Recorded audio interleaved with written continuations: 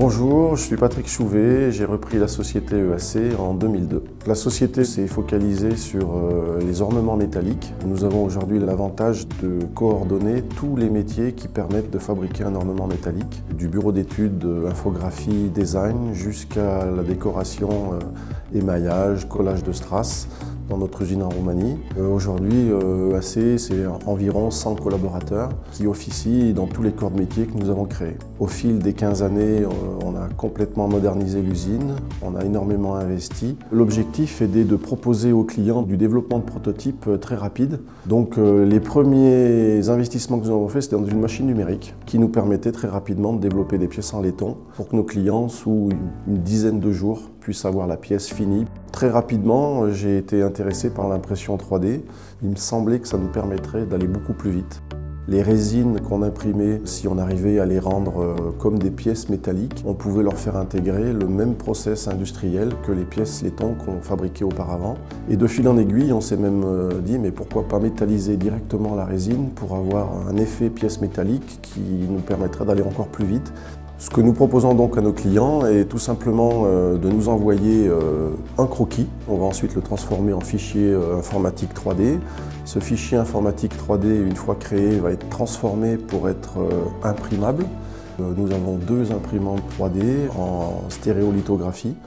Une fois que les pièces sortent de la machine, il faut les préparer, il faut les dégrapper, il faut les limer comme une pièce de bijouterie. Donc on retrouve là notre savoir-faire d'autrefois avec les limes et les petits outils du bijoutier. On a développé une résine qui résiste aux plus hautes températures et aux polissages les plus agressifs. Et là, on va pouvoir intégrer le process industriel d'une pièce métallique normale, à savoir on va la polir, de la rendre métallisable, de la rendre conductrice, ce qui nous permet ensuite de l'intégrer sur la chaîne de traitement de surface comme une pièce métallique et donc de proposer à nos clients des finitions en or, en palladium, en ruthénium, comme si la pièce était métallique. Toutes ces innovations technologiques, tous ces développements que nous avons menés durant les 24 derniers mois nous permettent aujourd'hui de proposer à nos clients des développements en 3 jours, comparés aux 10 jours qu'il nous fallait auparavant. Conclusion, non seulement on leur permet de gagner énormément de temps, mais on leur permet aussi de décupler leur potentialité créative, puisque ça ne nous prend pas plus de temps d'imprimer 4 pièces qu'une seule pièce. Et ils peuvent vraiment à la fin décider quelle idée était la meilleure pour leur produit.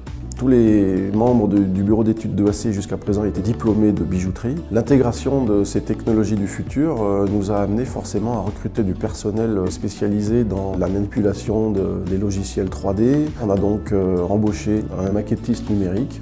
Il a fallu donc qu'il apprenne le savoir-faire manuel de mes techniciens de bureau d'études.